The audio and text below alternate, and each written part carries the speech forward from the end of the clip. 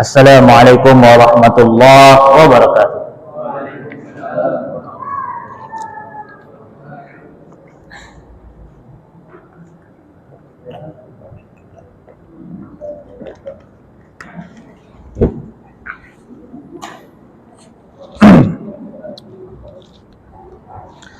Alhamdulillah hamdan katsiran thayyiban mubarakan fih kama yuhibbu rabbuna wa yarda. Asyhadu an la ilaha illallah wahdahu la syarika lah wa asyhadu anna Muhammadan 'abduhu wa rasuluhu la nabiyya ba'd.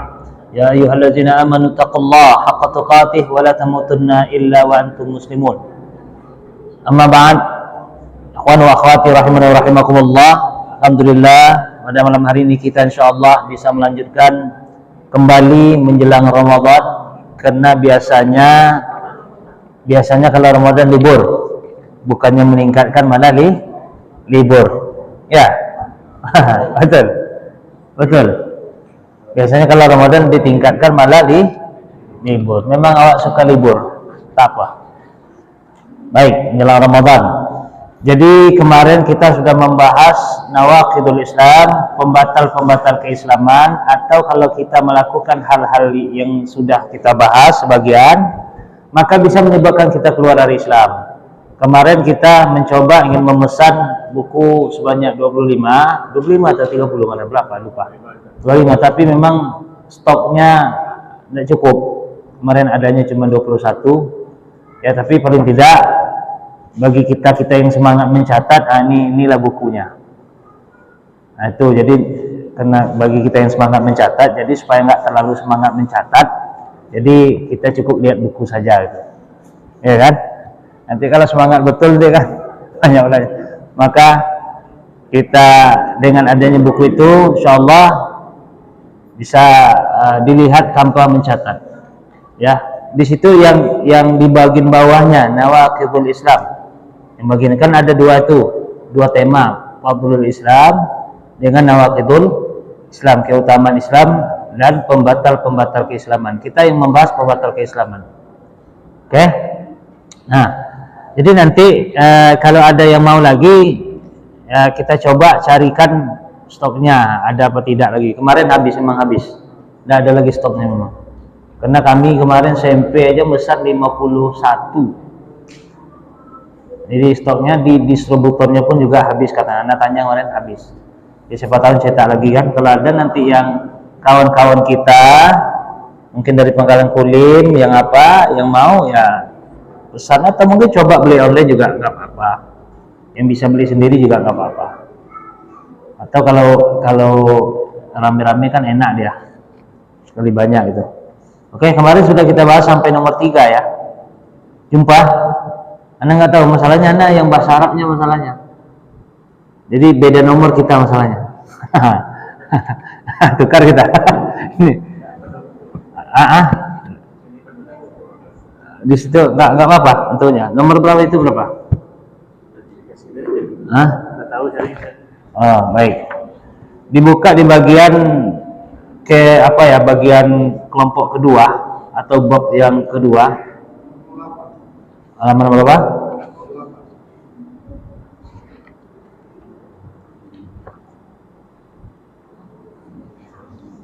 Ya, halaman 65.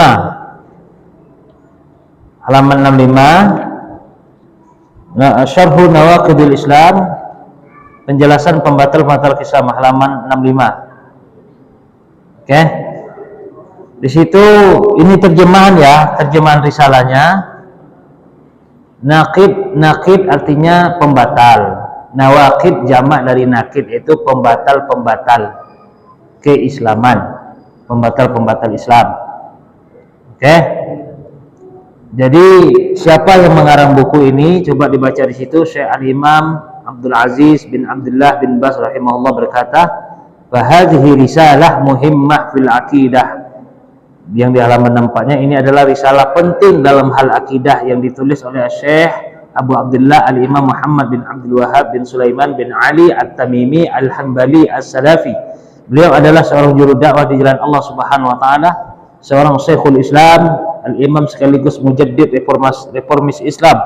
Tatkala telah hilang dari rambu-rambu Islam di pertengahan abad 12 Hijriah. Semoga Allah merahmati beliau dan memuliakan beliau. Jadi di halaman 5-nya itu muqaddimah. Kemudian di halaman 66 itu kita masuk bagian kedua, sudah kita bahas asyirku fi ibadatillah di halaman 66 itu. Kemudian di bagian yang kedua, bagian kedua di halaman 68 sudah kita jelaskan juga kemarin di halaman 68-nya. Kemudian bagian ketiga halaman 69 juga sudah kita bahas, itu baru dua pekan yang lalu di halaman 69. Berarti sekarang yang akan kita bahas adalah di halaman 70. Oke, halaman 70. Udah ketemu? Halaman 70. Oke. Ini artinya kita nggak perlu mencatat, cukup melihat ini. Ada yang nggak dapat? Biar anak yang bahasa Arabnya aja, nggak apa-apa. Oke. Baik. Qala syarah rahimahullah Arabi man i'taqada anna ghaira hadi Nabi sallallahu alaihi wasallam akmalu min hadihi aw anna hukma ghairahu ahsan min hukmi kalladhi yufaddilu hukm at-tawaghid ala hukmi fa huwa kafir. Poin yang keempat ini adalah barang siapa, poin yang keempat, barang siapa yang berkeyakinan menganggap bahwasanya petunjuk anak-anak, coba dengarkan. Ini tidak ada di sekolah nih. Coba dengarkan. Ini bagus pelajaran nih, pelajaran akidah. Coba dengarkan ini. Tengok sini. Ini tidak akan dapat di sekolah ini. Yang membatalkan keislaman kita. Jadi kita sekarang agama Islam, kita bisa keluar dari Islam. Paham? Jadi kita harus tahu. Ya. Ini harus dengarkan. Coba dekat sini. Ngapain jauh-jauh? Dekat sini. Ini tidak ada di sekolah SD nih, SMP. Kita sekarang agama kita apa? Islam. Nah, agama Islam bisa menyebabkan kita masuk surga. Jadi kalau kita melakukan hal-hal yang dilarang, kita bisa keluar dari Islam.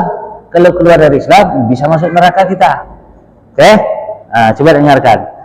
Jadi sekarang siapa yang menganggap, siapa yang berkeyakinan bahwasanya petunjuk, ajaran, syariat yang dibawa oleh Nabi Muhammad SAW kurang sempurna, atau menganggap petunjuk-petunjuk orang, syariat orang, hukum-hukum orang lebih sempurna daripada hukum yang dibawa oleh Nabi Muhammad SAW, maka dia termasuk orang yang kafir, keluar kita dari Islam.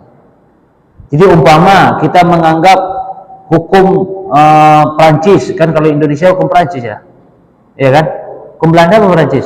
Belanda ya. Adopsinya Belanda kan?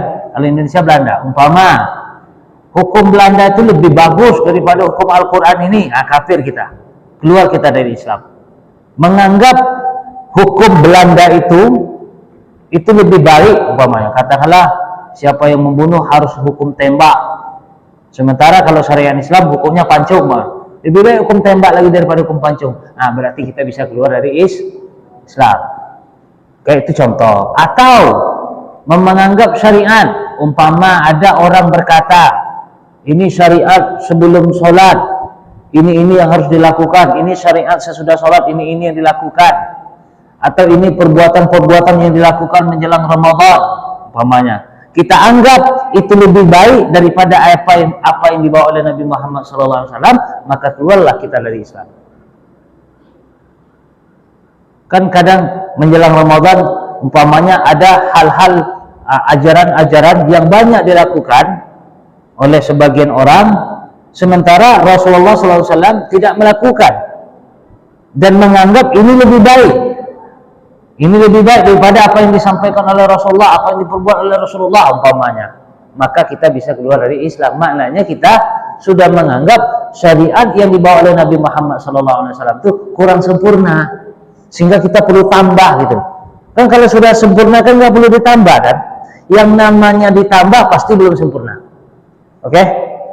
Kita mau memasak gulai, garamnya 2 sendok sudah pas rasanya. Kalau ditambah sempurna, makin sempurna atau lebih sempurna? Lebih sempurna ya? Lebih sempurna. Masak gulai 2 sendok, garamnya udah pas rasanya. Anak pengen lebih sempurna, harus 5 sendok. Nah, lebih sempurna memang, tapi insya Allah. Nah, insya Allah. Oke? Kalau nggak dibuang gulainya, nah, kalau nggak naik tensi. Baik. Oke? Itu. Jadi makanya syariat Nabi Muhammad SAW ini lebih utama tentunya. Petunjuk yang dibawa oleh Nabi Muhammad SAW lebih sempurna daripada petunjuk selain dari beliau. Makanya kita nggak usah cari-cari syariat yang lain aja lah gitu. Dari syariat yang dibawa oleh Nabi Muhammad SAW saja nggak teramalkan oleh kita, ngapain cari yang lain? Syariat masalah sholat, dari syariat yang di Rasulullah tuh, masalah sholat saja nggak sanggup kita ngikuti. Rasulullah kalau sholat ayatnya panjang.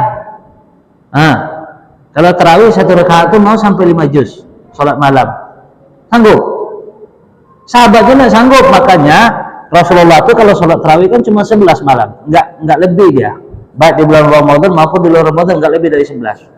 Tapi di antara sahabat seperti pemerintahan Umar bin Khattab radhiyallahu anhu, Ali bin Abi Thalib, Utsman bin Affan, mereka membuat qiyamul lail itu sampai 20 rakaat, bahkan Ahlul Madinah bisa sampai 40 rakaat, 30 lebih rakaatnya. Apa sebab?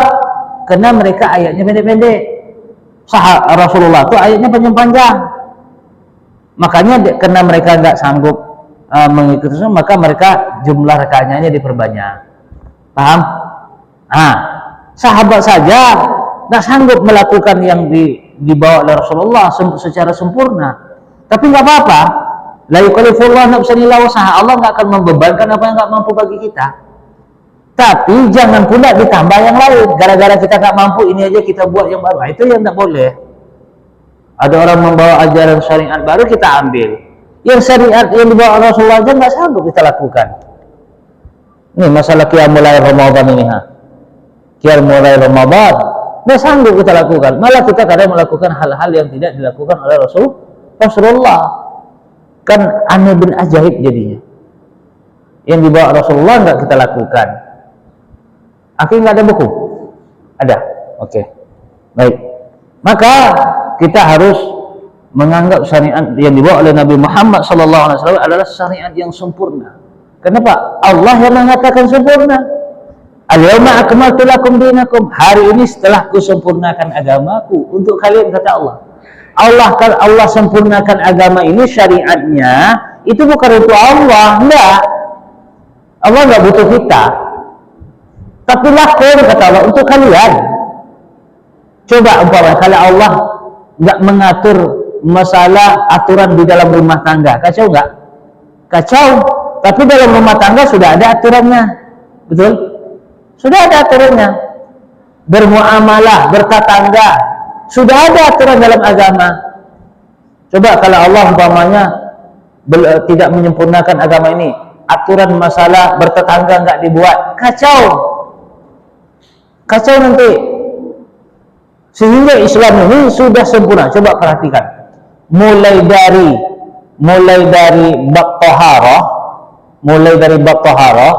itu bab taharah itu adalah bab bersuci, mulai dari bab bersuci itu sampai kepada bernegara, itu sudah ada contoh, sudah ada tuntunan syariat Islam ini, cuman kita nggak baca, itu aja, kita belum tahu gitu. Masalah taharah umpama kan, masalah mandi, masalah tata cara mandi saja, tata cara mandi wajib umpamanya, ada di antara umat Islam itu nggak paham. Apakah karena Islam itu belum mengatur masalah mandi wajib? Sudah, cuman kita belum paham gitu. Apakah kita belum paham terus Islam ini nggak sempurna? Sudah sempurna. Makanya sudah diatur dalam Islam. Tata cara mandi sudah diatur. Tata cara membersihkan najis sudah diatur. Sampai tata cara menghadiri atau suami mendatangi istri sudah ada tuntunannya. Bagaimana mengatur anak, bagaimana bermuamalah dengan istri, dengan keluarga, bagaimana bermuamalah dengan tetangga, bagaimana bermuamalah dengan tamu, Sudah ada dalam Islam itu, sudah lengkap. Cuman kita nggak menyempurnakan. Bagaimana tata cara bernegara, masalah mengatur keuangan negara, masalah zakat, masalah banyak, sudah lengkap semuanya dalam Islam. Oke? Maka karena sudah sempurna, yang namanya sudah sempurna berarti tidak ada satu celah pun lagi yang kurang. Makanya kita berusaha untuk mengikuti yang sudah sempurna ini. Nah, kalau kita belum tahu, itulah fungsinya belajar, taklim, pengajian. Dengan pengajian sehingga kita jadi tahu. Jadi tahu tata cara sholat, bagaimana tata cara sholat yang sebenarnya. Yang benar-benar dilakukan oleh Rasulullah. Yang dia sudah berhasil dengan sholatnya itu membuat jiwanya tenang. Dia sudah berhasil dengan sholatnya itu membuat dia mencegah dari perbuatan keji dan munkar. Sekarang sholat kita ini udah berhasil belum mencegah diri kita dari perbuatan keji dan munkar? Belum berhasil. Dengan sholat sudah berhasil belum? Sholat ini membuat hati kita tenang? Belum berhasil. Artinya ada yang nggak sama antara sholat kita dengan sholatnya Rasulullah. Sehingga kadang-kadang Rasulullah sekali sholat dia langsung hatinya tenang. Yang tadinya capek tiba-tiba fresh lagi, segar lagi. Yang tadinya ada masalah dengan bawa sholat, selesai masalah, tenang dia. Nah, kita sudah belum seperti itu? Belum. Berarti sholat kita dengan sholatnya Rasulullah ada yang tidak sama di situ. Oke? Maka kita harus menganggap syariat yang ini harus sudah sempurna. Nah, al-tawari alladzina yahkumuna bainan nas bi mujibi taqalid wal 'adat allati yusammunaha. Bahkan kadang-kadang yang jadi masalah kita, hukum adat itu kadang malah lebih tinggi pula daripada hukum syarak. Walaupun ada orang menganggap adat bersandikan syarak, syarak bersandikan kitabullah. Itu bohong itu. Enggak semua itu. Memang ada. Sebagian adat itu sesuai dengan syariat ada. Tapi kalau memang itu dijadikan dasar adat bersandikan syarak, syarak bersandikan kitabullah, enggak. Memang betul ada sebagian adat-adat itu yang sesuai dengan syariat, betul. Tapi ini kaidah ini salah, ini nggak bisa. Adat bersandikan syarak, syarak bersandikan kitabullah, ini nggak bisa. Banyak contoh adat-adat yang berselisih dengan syariat, banyak contoh, tapi nggak tahu sekarang masih apa tidak. Katanya di Pariaman tuh perempuan yang beli laki-laki. Di mana? Di Pariaman di mana ada? Daerah Sumbar. Iya. Ya, Pak. Nah, perempuan beli laki-laki. Syariatnya siapa memang yang sesungguhnya? Nah, kan seharusnya enggak. Laki-laki yang meminang perempuan. Benarkah ini adat bersandikan syariah? Enggak. Banyak lagi contoh-contoh yang lain yang mereka menganggap adat bersandikan syariat bersandikan kitabullah, belum tentu semua. Memang ada sebagian adat-adat itu sesuai dengan syariat, ada. Ya seperti mungkin adat Minangkabau, adat Melayu, itu ada sebagian memang. Sebagian yang memang sesuai dengan syariat. Tapi ada sebagian juga menyelisihi. Sama kalau di Melayu, kalau menikah sesama sesuku, itu nanti didondo ku kambing. Nah, dalam Islam boleh walaupun satu suku. Yang tidak boleh itu sama satu hubungan darah, serahim, artinya saudari, ada itu dalam surah An-Nisa itu. Nah, tapi dalam adat nggak boleh itu. Siapa melanggar hukum? Nah, sesuai syariat kayak ini? Tidak. Kemudian dalam tradisi-tradisi juga di masyarakat dalam masalah pesta perkawinan ini juga banyak hal-hal yang di situ kadang tidak sesuai dengan syariat. Ada kalau di Melayu, tapi sebagian dan tidak lagi. Ada acara Pak khatam kaji nanti potong rambut. Ada sini. Pakai potong rambut. Ya kan? Itu saya enggak dengan syariat seperti itu. Mana ada syariat, nikah itu ibadah. Tapi sudah tidak diatur seperti itu. Makanya memang kaidah adat bersandikan syariat ini enggak benar. Walaupun ada sebagian adat itu yang sesuai dengan syariat, betul. Oke, tapi kalau ini dijadikan kaidah sehingga setiap adat nanti sudah sesuai dengan syariat, itu enggak. Paham ya? Ini jangan salah arti. Jadi mereka bahkan menganggap wajib mengikuti adat. Ini apalagi wa kullu hukmin yunaqidu syar'allah fa huwa batil. Apa saja hukum, ketentuan apa saja, aturan-aturan apa saja yang bertentangan dengan syariat maka batal. Undang-undang, aturan-aturan yang bertentangan dengan syariat maka batal. Batal. Oke? Jadi di sini dijelaskan al-hadd makna as-sirah wa tariqah alladhi yaquluna inna haddi ghairu Rasulullah sallallahu alaihi wasallam min haddi. Petunjuk atau tata cara syariat, tata cara atau ibadah atau aturan adat umpamanya dianggap lebih baik daripada syariat itu sendiri, maka ini bisa mengeluarkan orang dari Islam. Makanya jangan kita terlalu fanatik terhadap adat. Kenapa? Andaikan adat ini dijadikan dalil, maka pasti terjadi perselisihan yang banyak. Kenapa? Adat Melayu berbeda dengan adat Minang. Minang berbeda dengan Batak. Batak beda dengan Jawa. Jawa beda dengan Bugis. Betul tidak? Maka kalaulah memang adat ini dijadikan suatu hukum atau dalil atau dasar, maka adat siapa yang harus kita pakai? Bingung kita kan? Bingung. Memakai adat yang mana? Kalau memang adat ini bisa dijadikan dasar hukum. Adat Melayu kah? Adat Sunda kah? Adat Bugis kah? Atau tak tahu? Atau adat Aceh? Tak tahu. Yang mana yang harus kita ikuti? Kalaulah tradisi itu bisa dijadikan dalil, tradisi siapa yang harus kita ikuti? Karena masing-masing tempat, masing-masing suku sudah berbeda. Dan pasti Islam tidak akan bersatu kalau seperti itu. Nah, dengan adanya satu undang-undang, satu aturan, satu syariat, satu nabi, satu Tuhan, maka Islam, manusia yang seagama Islam itu tetap bersatu dia. Oke? Tetap bersatu. Maka kita perlunya menyatukan manusia ini, tidak ada jalan lain melainkan hanya menyatukan akidah. Selagi berpegang kepada adat tradisi masing-masing, tidak akan bersatu, walaupun satu bangsa, satu negara, tidak akan bersatu. Kan kita ada lagu wajib Indonesia itu kan, satu bangsa, satu nusa, satu bahasa, apa lagi? Apa tuh? Antum enggak Pancasilais Pak ini. Lupa. Lama tamat lah. Kan kita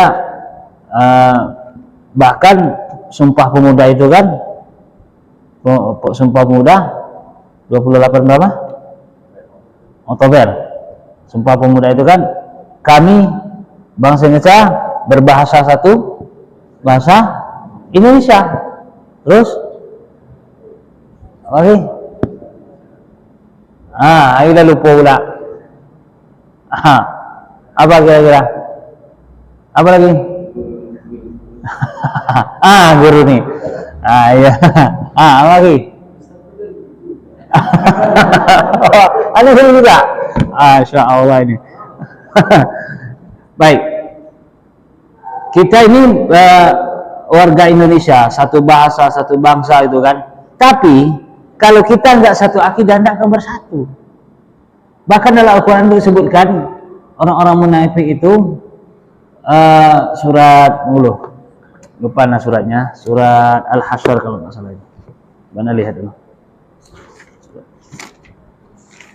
Bahwasanya kita mengira orang-orang munafik itu bersatu, tapi hati mereka bercerai-berai.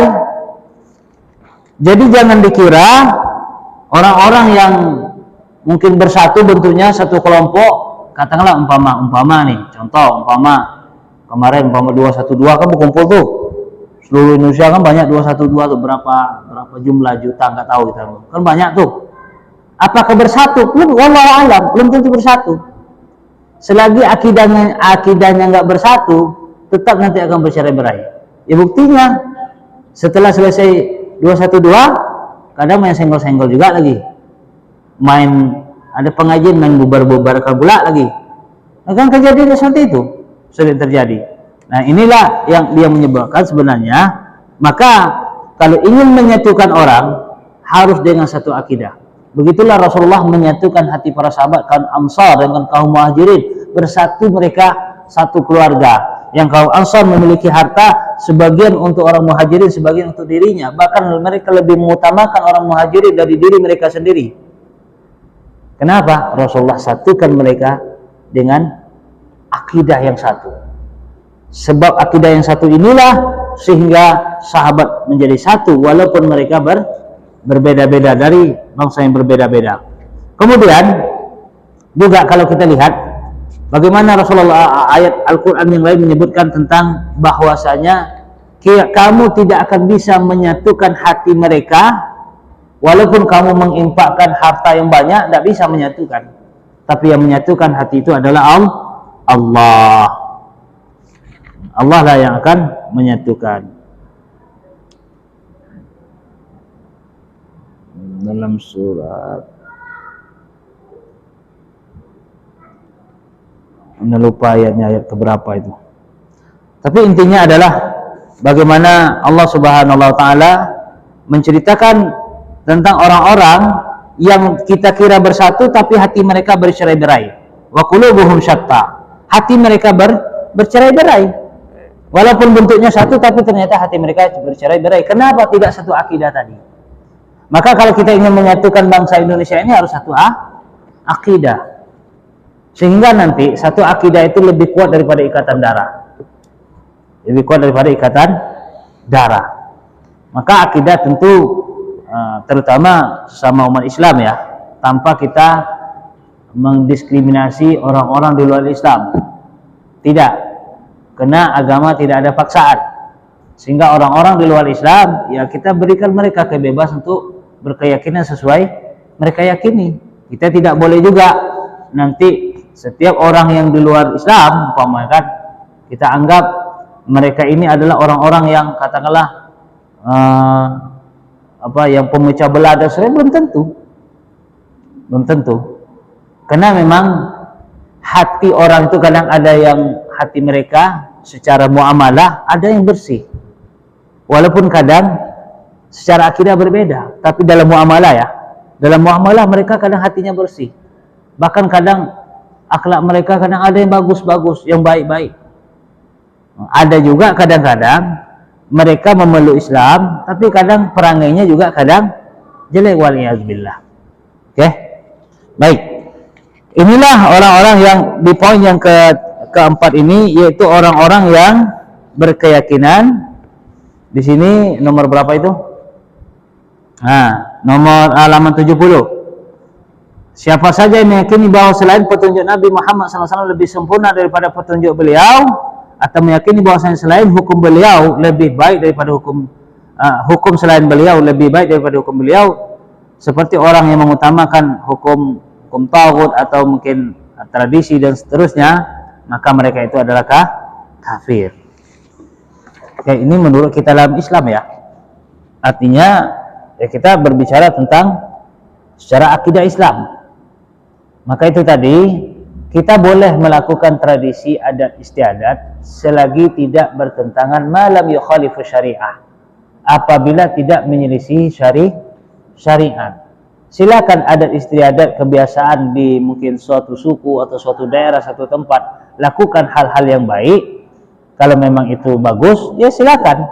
Tapi tidak bertentangan dengan syariat. Apabila bertentangan dengan syariat, maka kita tidak boleh. Karena dalam kaidah usul fikih juga ada namanya al-adah muhakkamah atau muhakkimah. Kebiasaan itu bisa menjadi suatu hukum. Akan tetapi ada catatan, malam yukhalifu syariah, apabila tidak menyelisih syariat. Bahkan dalam kaidah yang al-urfu. Al-urf artinya kebiasaan masyarakat. Kebiasaan masyarakat bisa dijadikan suatu hukum yang tidak dijadikan yang tidak menyelisih syariat. Artinya masuk nanti kalau dalam istilah ilmu hadis itu kan salah satu meriwayatkan hadis itu ada hadis salah satu ciri khas hadis sahih pertama ittisalus sanad bersambungnya mata rantai periwayatan, yang kedua adalatur ruwah. Nah, adalatur ruwah ini terdiri dari dua. Pertama takwanya kepada Allah, yang kedua marwahnya. Marwah inilah dia di tradisi di masyarakat yang tidak berselisih dengan syariat, dia juga mengikuti itu. Artinya dia menjaga itu namanya marwah. Dia menjaga marwahnya di hadapan masyarakat juga. Jadi kalau umpamanya marwahnya sudah gugur di masyarakat, dia meriwayatkan hadis itu bisa lemah dia. Ya, tapi itu tadi tradisi atau kebiasaan suatu masyarakat yang sudah mungkin menganggap itu suatu yang bagus dan tidak berselisih dengan syariat. Oke? Baik. Itu poin yang keempat. Poin yang keempat paham kira-kira? Nyambung poin yang keempat, paham? Kita masuk poin kelima kalau sudah paham yang keempat. Hah? Paham belum? Kita masuk lagi poin yang kelima kalau sudah paham yang keempat. Nyambung? Yang keempat? Oke, yang kelima. Masuk ke poin yang kelima. Man abghadha syai'an mimma ja'a bihi Rasul sallallahu alaihi wasallam wa la 'amila bihi kafar. Kalau di sini di terjemahan ini, siapa saja yang membenci, perhatikan, membenci sesuatu dari apa yang dibawa oleh Rasulullah sallallahu alaihi wasallam, sekalipun ia mengamalkannya, maka ia telah kafir secara ijma'. Siapa yang membenci ya, maka dalam hadis yang sahih diriwayatkan oleh Imam Bukhari dan yang lainnya meriwayatkan faman raghiba'an artinya membenci, faman raghiba'an sunnati falaysa minni, siapa yang membenci sunnahku maka bukan dari golonganku. Ya, kalau bukan dari golonganku berarti bukan dari agama Islam yang dibawa oleh Rasulullah, berarti keluar dia. Paham di sini? Jadi yang membenci, jadi nggak boleh kita membenci. Kalau belum sanggup mengamalkan itu lain cerita. Ana belum sanggup mengamalkan, tapi jangan dibenci. Ada orang benci, ana paling muak nengok orang berjenggot nih, macam kambing yo. Itu bahaya macam tu. Karena ana pernah dibilang kalau itu macam kambing. Oke, kawak lagi tahu nih. Nyinggung awak tu. Ini benar. Ini kenyataan. Gara-gara berjenggot mah. Ente ganteng gula bapak ente daripada ente lagi kan. Muka lonjong, berjenggot panjang lah kawat. Bu, tak nampak, antaklah itu nak bilang kan. Artinya apa? Kadang-kadang dia membenci. Silakan nggak suka sama jenggot karena dia perempuan, nggak apa-apa, cocok. Anda nggak suka sama jenggot perempuan, bang? Iya nggak bagus juga kalau dia suka berjenggot pula kan, kalau perempuan kan, paham? Tapi kalau laki-laki nggak suka jenggot, itu baru kacau tuh. Tapi kalau perempuan nggak suka jenggot, nggak apa-apa. Karena nanti kalau ada pula perempuan berjenggot lari, anak pun lari mungkin. Oke. Baik. Tapi kalau laki-laki nggak suka berjenggot, itu kacau. Oke. Artinya benci. Tapi kalau belum sanggup mengamalkan lain cerita. Anak bukan nggak mengamalkan Ustaz, cuma 3 helai jenggot anak mau makan. Kan ada tuh. Anda ada kawan dia cuma jenggot 1 helai panjang dia. Ya kalau nggak ada jangan dipaksakan. Tapi jangan dibenci gitu. Oke? Membenci itu tidak boleh. Membenci ketika orang berjenggot atau ibu-ibu umpama. Anak paling benci sikit-sikit ceramah poligami. Poligami. Bini 2, bini 3, bini 2, bini 3, bini 1 aja tak beres umpama kan. Ini kalau benci dengan hukum bolehnya poligami itu tidak boleh. Kalau anak belum sanggup lagi Ustaz, suami anak nikah sama yang lain, itu belum sanggup ngamal. Tapi jangan benci. Jangan dibenci. Kalau belum sanggup mengamalkan, berdoalah kepada Allah supaya sanggup mengamalkan. Gitu. Kita kan la haula wala quwata illa billah. Tak ada daya dan upaya melainkan dengan izin Allah. Jadi enggak sanggup mengamalkan syariat ini, ya berdoa kepada Allah. Ya kan? Sehingga nanti dia yang mencarikan untuk suaminya biar lebih tenang. Kan gitu. Bang, mau tak bang anda carikan satu lagi? Ada kawan anak kasihan dia belum dapat jodoh. Anak apa? Kan ahsan macam tu.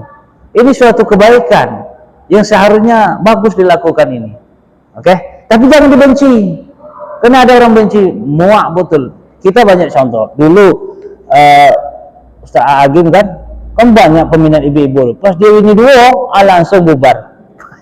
Mana ada kaji-kaji lagi kan? Artinya kadang gara-gara itu. Kadang-kadang ibu-ibu memang dikatakan anti, nggak tahu juga. Tapi itu intinya jangan membenci itu. Intinya jangan membenci. Karena itu juga bagian dari syariat. Fankihu ma taba lakum minan nisa matsna wa thulatsa wa ruba'. Nikahlah wanita itu, kata Nabi, yang baik-baik, tapi yang baik. Jangan tak baik. Ma taba lakum, yang baik-baik bagi kalian. Ma taba lakum minan nisa, dari wanita itu 2 atau 3 atau 4. Jadi dimulai dari 2 dulu. Atau 3 atau 4 itu kan. Dimulai dari 2. Tapi kata Allah, fa illam ta'dilu, kalau kalian enggak sanggup adil, rasanya kalau 2 nih ya 1 saja, kata Allah. 1 saja. Karena ada orang ibu-ibu asal dengar ceramah poligami muak dia. Kadang ustaz-ustaznya pun dimuakkan gara-gara dia ceramah poligami. Itu bahaya tuh. Ya muak sama hukumnya ustaznya nyampaikan pun dimuakkan. Nah, itu kacau tuh. Jadi intinya jangan membenci. Jangan membenci, itu contoh yang mungkin terjadi di masyarakat yang benci. Ada yang benci celana jingkrang, macam-macam. Ada hal semacam itu, membenci. Itu juga bagian dari bisa menyebabkan orang, karena itu bagian dari syariat masalahnya. Ada dalilnya masalahnya. Jadi kalau kita benci, itu bisa menyebabkan kita keluar dari Islam. Oke? Kemudian wa hadza fil haqiqah darb min an-nifaq wal bughd 'amalan qalbi. Ini pada hakikatnya adalah bagian dari kemunafikan. Dan kebencian adalah memang amalan hati memang. Kebencian itu sebenarnya memang amalan hati. Maka annahu wal murad annahu yubghiduhu baghdan diniyan aqliyan wa annahu syai'un qabih wa baghid. Jadi yang dimaksud di sini adalah bagaimana dia membenci bagian dari syariat agama ini yang sudah jelas dia benci, dan nampak itu memang kalau kebencian cinta itu kan perbuatan hati. Tapi ketika sudah menimbulkan action, kan asalnya dari hati, karena dia nggak suka orang berjenggot sehingga timbullah ucapan, anak paling muak nengok orang berjenggot, somak mukanya kan, paham kan? Itu kan sebenarnya dari hati yang benci sehingga timbul dari ucapan, itu yang nanti akan menyebabkan kita dihukum. Tapi kalau hanya terlintas di dalam hati belum, umpamanya terlintas dalam hati, anak benci nengok orang berjenggot ini, umpamanya kan, nah, baru terlintas, insya Allah belum dihukum. Akan tetapi ketika sudah terucap, sudah dalam bentuk perbuatan dia membencinya, ini maka bisa dia menyebabkan keluar dari Islam. Intinya membenci syariat sholat.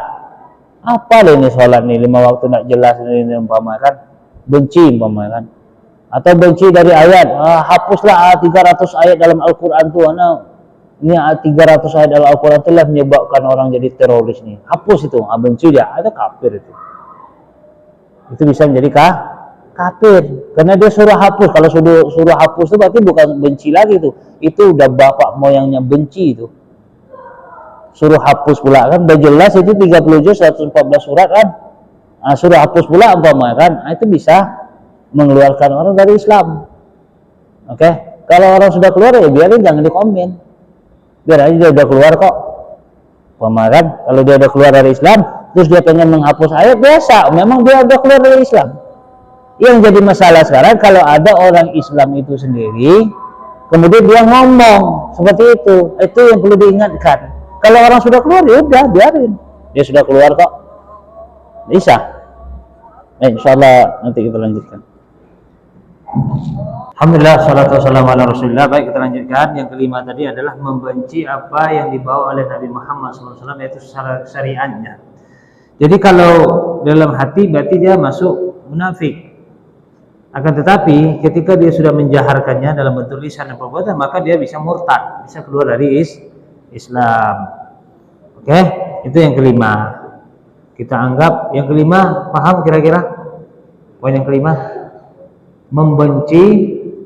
membenci salah satu syariat dari syariat yang dibawa oleh Nabi Muhammad SAW, oke, dengan hati dan perbuatan atau ucapannya, maka dia bisa keluar dari Islam, maka batallah keislamannya. Jadi jangan sampai membenci bagian dari syariat itu. Oke ya? Ini poin yang kelima. Jadi pembatal keislaman kita yang kelima ini adalah membenci. Membenci, beda kalau kita belum mampu mengikuti. Oke? Tapi kalau kita membenci, karena Allah mengatakan ittaqullaha mastata'tum, bertakwalah kepada Allah semampu kalian. Artinya melaksanakan perintah ini semampu kita. Ketika kita nggak mampu salat berdiri, bukan berarti kita benci salat berdiri, enggak. Oke, ini makanya sesemampu kita umpamanya nggak mampu naik haji, bukan berarti benci pada haji, enggak. Maka itu tidak dianggap keluar dari Islam. Tapi ketika membenci salah satu syariat yang dibawa oleh Nabi Muhammad SAW, salah satu saja, maka bisa mengeluarkan orang itu dari Islam. Oke, poin kelima paham? Baik, kita masuk ke poin yang keenam. Man istahza bi syai'in min dinir Rasul sallallahu alaihi wasallam aw sawabullahi aw iqabihi kafara, wa dalilu ala qawlihi qul abillahi wa ayatihi wa rasulihi kuntum tastahzi'un la ta'tadiru qad kafartum ba'da imanikum.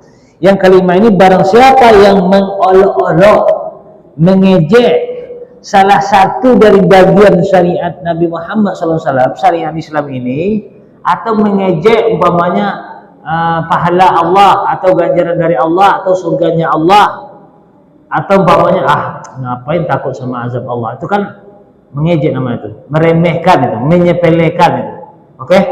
Nah, atau ngapain guna surga, kita di dunia ini udah kaya, udah punya harta, makan. Nah, ini mengolok-olok, mengejek-ejek, maka orang tersebut bisa kafir. Tadi bedanya membenci. Orang membenci belum tentu mengejek. Oke? Nah, tapi kalau dia sudah mengejek-ejek, berarti udah dasarnya kebencian ini. Sudah mengolok-olok, dia olok-oloknya agama Islam ini. Agama Islam ini dianggap main-main. Bahkan Allah Subhanahu wa taala mengatakan ya ayyuhalladzina amanu. Allah Subhanahu wa taala mengingatkan kita jangan sampai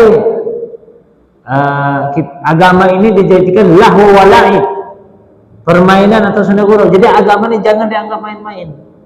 Bukan, agama ini bukan untuk dimain-mainkan, bukan untuk dibuat lelucon gitu. Kadang-kadang dianggap lelucon, dibuat lucu-lucu agama. Tidak bisa. Umpamanya dibuat lucu-lucu sekarang kan, video-video dibuat nikah beda agama. Video-video itu kan dibuat nikah beda agama, laki-lakinya kafir, Islamnya pakai cadar. Ini masya Allah, ini istihza ini. Nah, ini sudah bentuk. Itulah tadi permainan, masya Allah, permainan zaman now. Bagaimana menyesatkan orang, tak sadar itu. Maka kalau sudah dianggap main-main agama ini, syariat ini, itu bisa mengeluarkan orang itu kafir. Apa kata Allah?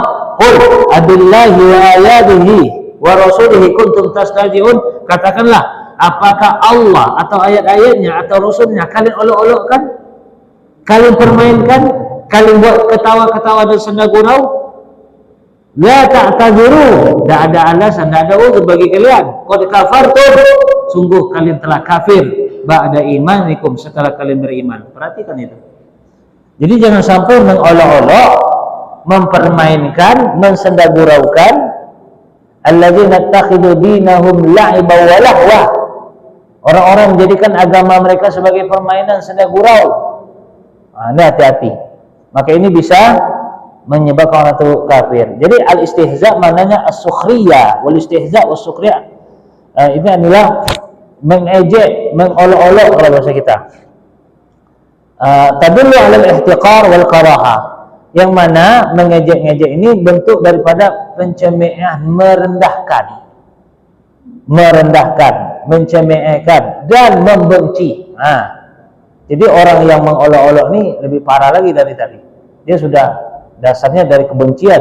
Fasya'ul mu'azzam mahallul tsana' wa tabkhi wa tabjil wa ta'zim wal isyadah wal istihza' wa sukhriya inma yakunu bisyai' al muhim 'inda sakhir.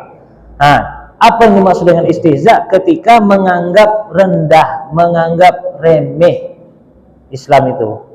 Jadi orang mengolok-olok itu, mengejek itu, ketika dia mengejek berarti menganggap seseorang itu lebih rendah, paham enggak?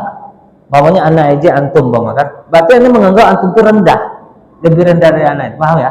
atau menganggap antum itu hina gitu. Itu namanya mengejek. Maka ketika mengejek Allah, mengejek ayat-ayat Allah, mengejek Rasulnya, sama dengan merendahkan mereka, menghina mereka. Menghina Allah, mengejek Allah, menghinakan Allah, merendahkan Allah. Ketika kita mengejek Allah, ketika kita mengejek ayat-ayat Allah, umpamakan, atau ayat-ayat Allah kita anggap main-main, ya berarti kita menganggap rendah ayat itu. Paham ya? Oke. Begitu juga mengejek para nabi dan juga orang-orang beriman. Ini juga perhatikan, innal ladzina ajramu kanu minal ladzina amanu yadhakun. Sungguhnya orang-orang berdosa itu terhadap orang-orang beriman itu mereka ketawa-ketawa. Ya, meremehkan lah kalau bahasa kitanya. Mencemeh, itulah, cemeh. Tahu cemeh? Mencemehkan. Hati-hati itu. Walaqad istuhzi'a bi rusulin min qablik. Dan sungguh rasul-rasul sebelum Nabi Muhammad SAW itu sudah diejek juga, direndahkan juga, bahkan dianggap tidak berakal. Sebagaimana Nabi Hud, wa ila 'adin akhahum Huda. Ketika Allah mengutus kaum 'Ad, yaitu Nabi Hud, apa kata mereka? Inna lanaraka fi safahah. Sungguh kami melihat engkau adalah orang yang bodoh, dungu. Nabi Nuh dianggap apa? Fi dhalalin mubin, orang yang sesat. Nabi Muhammad SAW dianggap tukang sihir, dianggap dukun, dianggap gila, macam-macam. Lamajnun katanya. Jadi Rasulullah itu dikatakan gila, dikatakan tukang sihir, dikatakan dukun, apalagi lengkap sudah. Tapi Allah jawab, ma dhalla sahibukum wa ma ghawa. Teman kalian itu enggak sesat. Ketika orang bilang Rasulullah itu dukun, wa ma huwa biqauli kahin, ya bukan lain. Dibilang orang tukang syair, wa ma huwa biqauli syai'in, Allah bela langsung. Oke? Jadi yang keenam ini adalah mengejek atau mencemehkan, merendahkan, menghinakan Allah, ayat-ayatnya dan rasul-rasulnya, dan itu akan bisa menyebabkan orang itu keluar dari Islam. Atau mengejek solat, mencemehkan solat, umpamakan diejek-ejek lah gerakan solat, pokoknya dibuat lelucon, umpamakan solat begini, apa gini, macam-macam lah umpamakan. Itu juga bisa menyebabkan orang itu keluar dari Islam. Atau dimain-mainkannya solat tuh, dimain-mainkan, kan ada tuh video Syiah atau apa, dianggap tuh, macam-macam lah intinya. Solat itu dimain-mainkan dia, di ejek-ejek dia, olok-olok dia. Itu bisa mengeluarkan orang itu dari Islam. Apapun dari syariat Islam, mau puasa, mau zakat, mau haji dan seterusnya. Oke? Baik. Atau manasik haji, ngapain orang yang mengelilingi batu itu? Ini orang gila nih, tidak ada faedah, itu sudah bagian dari mengejek. Baik. Fal istihza'u billah aw bi rasuli aw bil Qur'an aw bi syai'in mimma ja'a bihi rasul yadullu ala takdzib. Mengejek, mengolok-olok Allah, rasul-rasulnya dan Al-Qur'an, ini adalah salah satu bentuk mendustakan. Wa illam yusarrih bit takdzib. Ini adalah bentuk dari pendustaan terhadap Allah dan rasulnya. Walladhi yukhalitun nas aw yaqra'u ma yaktubun yajidu min hadha syawahid katsira wa wasailul i'lam masrah wa maidan lil lahad. Bahkan kadang-kadang zaman sekarang orang santai saja dipertontonkan, dipentaskan gitu. Dipentaskan bentuk mengejek Allah, umpamanya apa itu dulu? Konde apa tuh? Konde apa? Apa dulu tuh? Jadi menganggap, pokoknya apa kemarin tuh ya, intinya adalah satu bentuk mengejek cadar, orang pakai cadar diejek-ejek, ditertawa-tawakan, dibuat lawak. Itu dia, dibuat lawak. Syariat ini ada bisa mengeluarkan orang itu dari kekafiran, mengeluarkan orang itu dari Islam sehingga menjadi kafir. Jadi jangan dibuat lawak-lawak syariat Islam nih. Ya kalau nggak suka pakai cadar udah, tapi jangan dilawak-lawakkan. Dibuat ini itu dan supaya orang ketawa, umpamakan. Ini adalah bagian dari menyebabkan orang itu keluar dari Islam. Oke? Hati-hati. Baik, yang poin yang ke-6 ini paham kira-kira? Nyambung? Baik. Yang ke-7, as-sihr wa minhu sarf wal 'atab wa fa'alahu aw radiya bihi kafar. Jadi poin yang ke-7 ini, poin yang ke-7 adalah apa sih? Sihir. Ini dia. Perhatikan. Sihir di sini sihir termasuk juga sihir saraf dan sihir ataf. Nah, di sini dijelaskan sihir al-atfu, yaitu para tukang sihir itu membuat seorang lelaki lengket dengan istrinya atau lengket dengan wanita lain. Ini ada penjelasan di bawah biar antum paham di situ. Ada penjelasan sihir sarfu adalah kebalikan dari sihir atfu. Dua sihir ini mempengaruhi kondisi tubuh orang yang disihir sehingga semakin melemah sampai ia tidak berdaya. Ini intinya menyakiti orang atau membahayakan orang lain. Dan sihir ini bisa kafir. Bisakah kafir? Hati-hati, jangan main sihir. Jangan main sihir. Bahkan Nabi SAW menyebutkan, ijtanibu sab'al mubiqat. Jauhilah 7 perbuatan yang bisa menghabiskan amalan kalian, membinasakan amalan kalian. 7. Ijtanibu sab'al mubiqat. Jauhi, hindari 7 dosa yang menghabiskan amalan kalian. Pertama apa? Asyirku billah, syirik kepada Allah. Yang kedua, as-sihir. Kenapa disebut sihir? Sihir kan bagian dari syirik. Kenapa disebutkan secara rinci lagi sihir? Karena sihir ini disebutkan lagi oleh Rasulullah SAW. Ini bagian dari rinci. Padahal sihir ini sudah masuk dari syirik kan? Tapi kenapa dirinci lagi sihir? Karena sihir ini memang bahaya. Dia bisa menyebabkan orang mati, bisa menyebabkan orang sakit, bisa menyebabkan suami istri berpisah, banyak. Dan itu sudah diceritakan oleh Al-Quran. Wattaba'u ma tatlu syayatinu ala mulki Sulaiman, surah Al-Baqarah. Wa ma kafara Sulaiman walakinna syayatina kafaru yu'allimuna an-nasa as-sihra. Jadi syaitan itu mengajari manusia itu sihir. Apa itu? Yufarriquna bainal mar'i wa zawji. Yang mana sihir ini salah satunya adalah memisahkan suami istri. Perhatikan. Padahal kan hubungan yang sangat dekat di dunia ini kan suami istri. Bahkan lebih dekat antara anak dengan orang tua. Ya, antara anak dengan orang tua lebih dekat suami istri. Karena suami istri nggak ada pembatas lagi. Kalau anak dengan orang tua kan masih nyimpan lah, sembunyi-sembunyi kan. Tapi kalau suami istri nggak ada lagi. Maka hubungan sebenarnya di dunia ini yang sangat dekat itu suami istri. Maka itulah tujuan setan. Dan kalau dia sudah berhasil memisahkan suami istri, itu bagian dari udah ketawa setan tuh, sukses langkah-langkah dia. Karena dia apa? Yuridun ayyufarriq. Dia ingin memisahkan antara suami dan istri. Hati-hati. Makanya orang kalau sering-sering buka-buka medsos, hati-hati. Kadang orang bisa kelahi laki bini gara-gara medsos. Makanya HP itu kalau nggak perlu nggak usah dibawa, nggak usah dipakai. Kadang-kadang kita orang lebih cinta dan HP daripada istri. Tengah malam nengok HP bukan nengok istri. Ya enggak? Seharusnya tengah malam, mungkin pulang malam terbangun kita tengah malam tengok wajah istri cantik. Yang ditengoknya HP. Dan HP itu bahkan lebih dekat daripada istri. Bahkan itu bisa masuk penyakit ain nanti di sana. Kalau Facebook lah, Instagram lah, apa semua macam-macam di situ. Bahaya. Kalau nggak perlu nggak usah, karena banyak mudarat. Jangankan anak, orang tua aja coba tengok dia. Jarang yang menggunakan anak Ustaz untuk dakwah, Ustaz. Sering buka-buka kajian. Entahlah, wallahu alam. Sedangkan pengajian yang dibuat sekali sepekan ya kadang-kadang tidak datang. Ini anak nengok kajian Ustaz lewat media, lewat YouTube dan sebagainya. Wallahu alam bisawab. Sedangkan hadir langsung berhadapan dengan guru kadang-kadang kita berat, apalagi karena nanti apalagi YouTube kadang-kadang ada iklan. Iklannya itu menyukur balokot ya, pakailah. Nah ini akan kacau. Ya macam-macam. Makanya memang itu bahaya. Itu bisa juga nanti setan masuk di situ. Masuk melewati itu. Ada beberapa kasus. Ada beberapa kasus yang ditemukan memang. Gara-gara HP kadang kelahi laki bini. Bahkan ada yang berpisah. Bahkan ada yang dapat jodoh juga dari HP. Dapat jodoh kayak dari HP nikah. Ada beberapa yang anda temukan itu. Mungkin antum tahu juga mungkin. Maka mungkin ada orang punya teman lewat medsos. Oke? Semua kebutuhan saja. Kalau memang butuh ya silakan. Kalau nggak butuh ya udah, nggak perlu. Oke? Jadi sihir itu bahaya.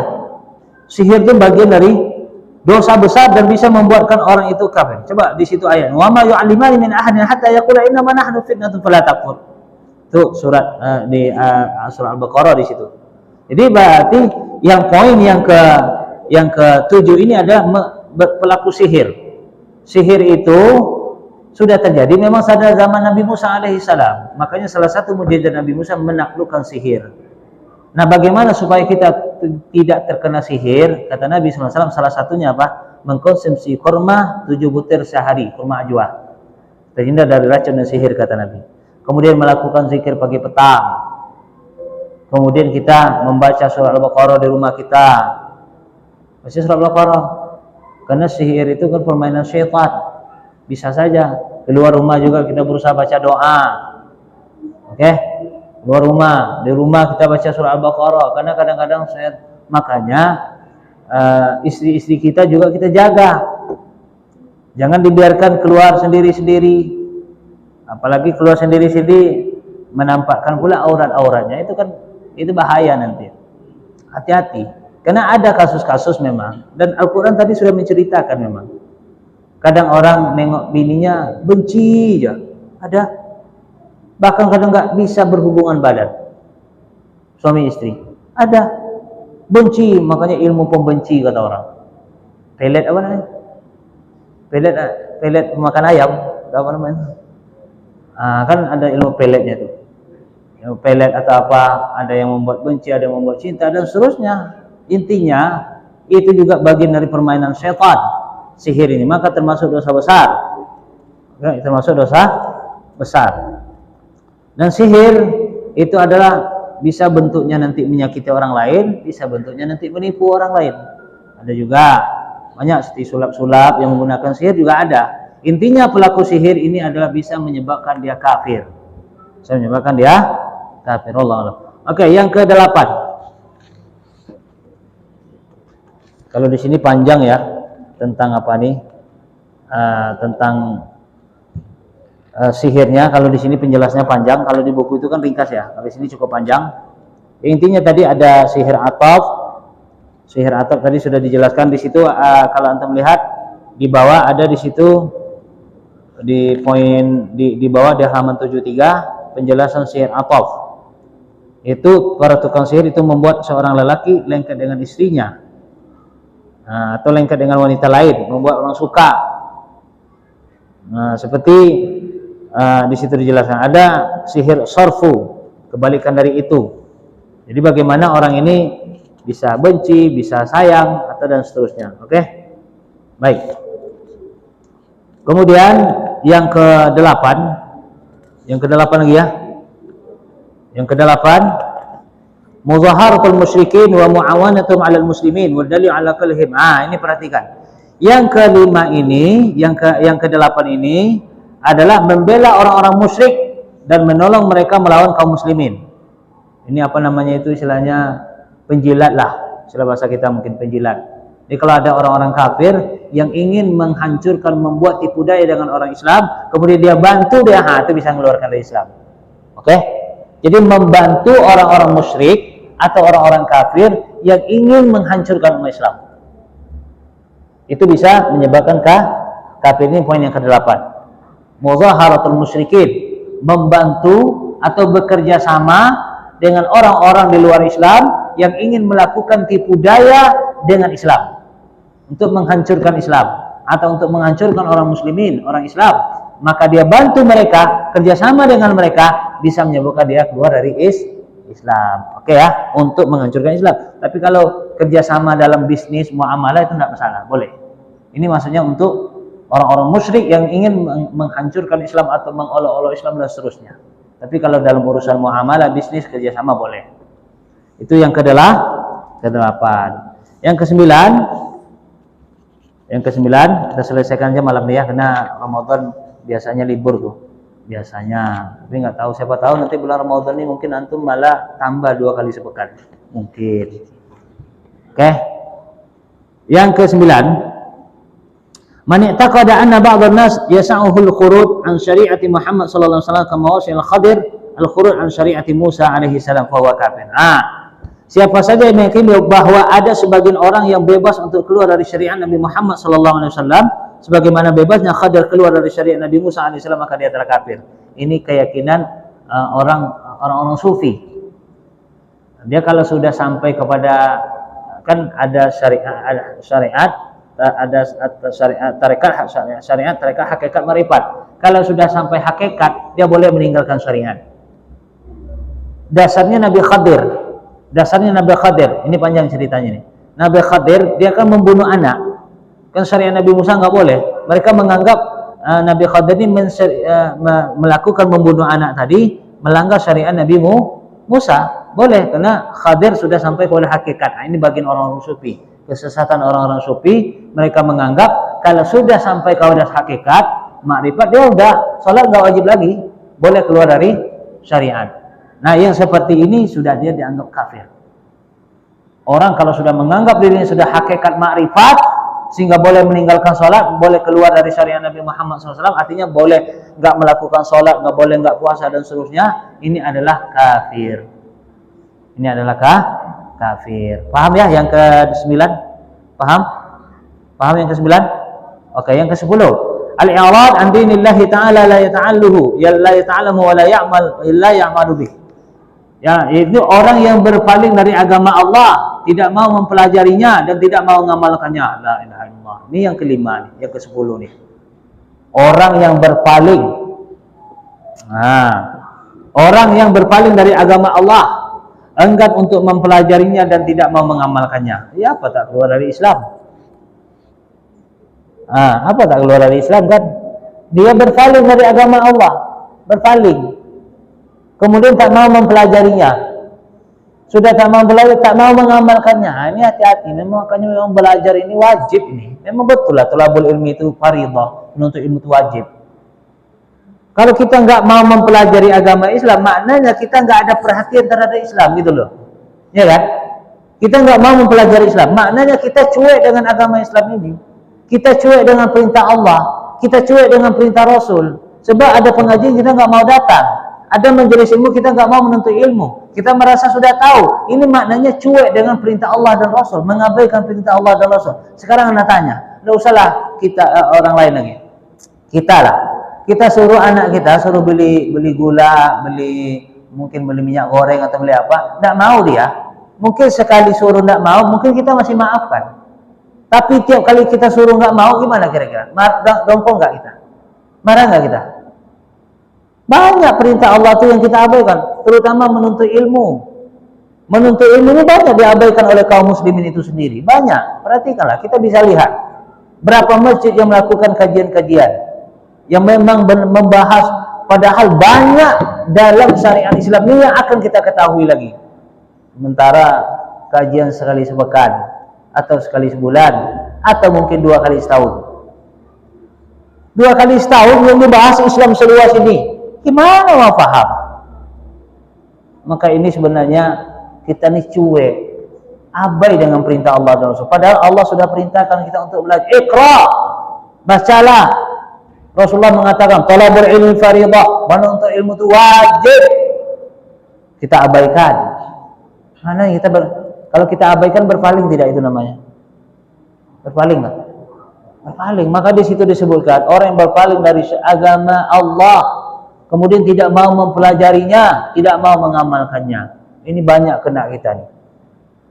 Kita ngaku Islam tapi mempelajari Islam tidak mau.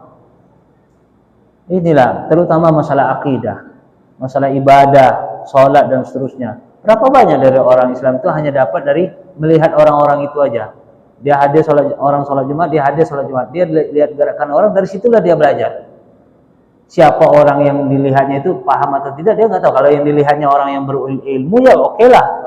Seorang ulama, umpamakan dia datang sholat Jumat, ditengoknya orang ulama ini tata cara sholat, ya mungkin bisa. Ini kadang-kadang dia tengok sama-sama dia aja. Nah, inilah yang ke-10 ini banyak kita sebenarnya. Maka Allah katakan, wa man azlamu mimman dzukira bi ayati rabbih tsumma a'rada anha. Tidak ada orang yang paling zalim melainkan orang-orang apabila diingatkan ayat-ayat Allah Subhanahu wa taala kemudian mereka berpaling darinya. Inna minal mujrimina muntaqimun. Wala farqa fi jami'i hadhihi nawaqid bainal hadil wal jad. Tidak ada, perhatikan masalah pembatal-pembatal keislaman, tidak ada perbedaan, semuanya sama. Kita harus dalam masalah ini harus benar-benar diperhatikan pembatal keislaman ini. Sama, laki-laki, perempuan, Islam semuanya. Yang balik, kita dalam keadaan sehat, sakit, semuanya sama dalam kondisi seperti ini. Jadi nggak ada kalau kondisi sakit boleh melakukan sihir, nggak boleh. Jangan kan, anak sedang sakit Ustaz, anak mau mendatangi dukun tukang sihir, boleh nggak tuh berobat dengan sihir? Kan, nggak boleh. Maka ini kondisi sehat, sakit, kaya, miskin, sama semuanya. Pejabat pemerintah, anak kan mau calon bupati, anak mau datang ke dukun, ingin minta sihirkan orang ini supaya pas nyucuk nanti muka anak yang nampak kan. Itu kan sihir juga, ada sihir tuh. Atau bawa anak panggil pawang hujan lah, biar nggak hujan-hujan kan. Atau anak panggil pawang gempa kan. Ini kan bagian dari yang seperti ini adalah tidak ada perbedaan. Sebab kami ini sekarang ini butuh nih masalah nggak hujan nih, maka kita panggillah pawang kan. Itu tidak ada. Sama kondisi kita mendesak butuh atau tidak, yang namanya pembatal keislaman jangan dilakukan. Sakit, sehat, jangan dilakukan. Oke? Nah, selesai kita pembahasan 10 pembatal keislaman. Mudah-mudahan insyaallah ini bisa dipahami betul. Berarti mungkin di kajian berikutnya bisa kita bahas tentang kasyfus syubhat atau 4 kaidah mengenal kesyirikan atau hal-hal yang lain insyaallah. Makanya kita selesaikan ini sebelum Ramadan. Makanya kita kasih buku. Pada pertemuan sekarang kita kasih buku ini tujuannya biar bisa kita cepat juga menjelaskan. Dan antum bisa baca di rumah. Nanti insyaallah kalau nggak paham nanti bisa kita jelaskan lagi nanti insyaallah di pertemuan mungkin setelah nggak tahu lah. Setelah biasa Ramadan libur, nanti Syawal datang Syawal, orang sibuk puasa Syawal pula Ustaz. Oke. Nanti sibuk pula haji umroh, ada yang haji umroh. Oke, libur lagi. Oke lah, enggak apa-apa lah. Yang penting ini insyaallah masih bisa dibaca dan mudah dipahami insyaallah. Oke? Apa tuh?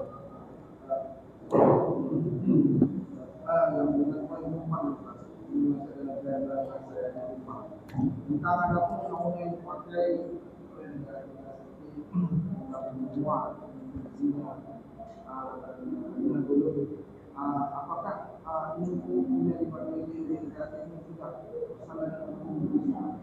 Terus bagaimana sikap kita dari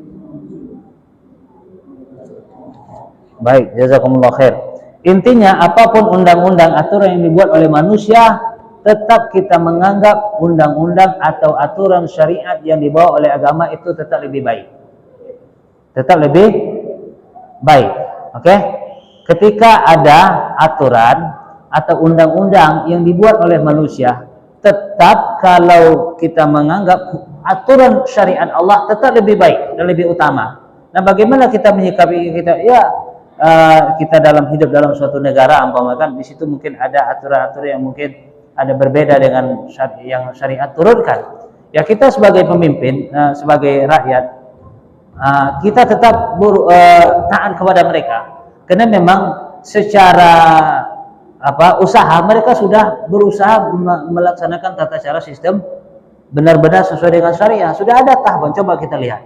Kalau kita lihat dasar undang-undang kita, coba perhatikan dari Undang-Undang Dasar 1945. Umpamakan pembukaan bahwa sesungguhnya kemerdekaan itu hak segala bangsa. Terus oleh sebab itu maka harus dihapuskan. Berkat rahmat Allahnya di mana? Kan ada berkat rahmat Allah kan? Coba ulanglah Pak Guru.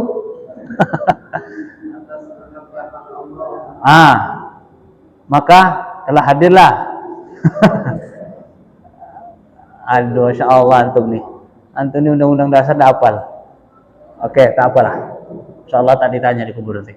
Tapi paling tidak di pembukaan undang-undang dasar di situ berkat rahmat Allah ada. Maknanya negara kita yang tadinya dikuasai oleh Belanda, mereka menjajah sekian ratus tahun, banyak undang-undang mereka yang diadopsi di Indonesia. Tapi alhamdulillah orang-orang Indonesia, ulama-ulama atau orang-orang yang saleh insya Allah yang ikhlas tulus berjuang dahulu memerdekakan Indonesia ini, mereka sudah berusaha dalam membuat aturan-aturan ini dengan mensinkronkan dengan syariat Islam. Masya Allah. Coba lihat Pancasila tuh, ketuhanan yang Maha Esa. Bahkan kalau dulu yang pertama apa? Kan sebelum ketuhanan yang Maha Esa kan ada itu. Sebelumnya apa itu? Wajib menjalankan syariat kan? Kalau nggak salah itu yang nomor satunya. Artinya mereka sudah berusaha. Nah, karena di negara kita ini bukan Islam saja yang ada, maka dibuatlah ketuhanan yang Maha Esa. Kemudian kalau Pancasila nggak ada apa, dia udah lantum nih. Bahaya ini. Ini nggak boleh ke PNS nih. Ketuhanan yang Maha Esa, kemanusiaan yang adil dan beradab.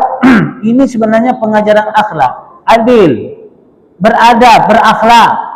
Ini sudah ada usaha dari, mudah-mudahan usaha mereka ini insya Allah. Cuman namanya usaha itu kan nggak bisa 100%. Sebagaimana Rasulullah dalam berdakwah dulu awal-awal kan nggak bisa 100%. Setelah berjalan puluhan tahun baru berhasil. Nah, cita-cita mereka dulu itu seharusnya kita lanjutkan gitu.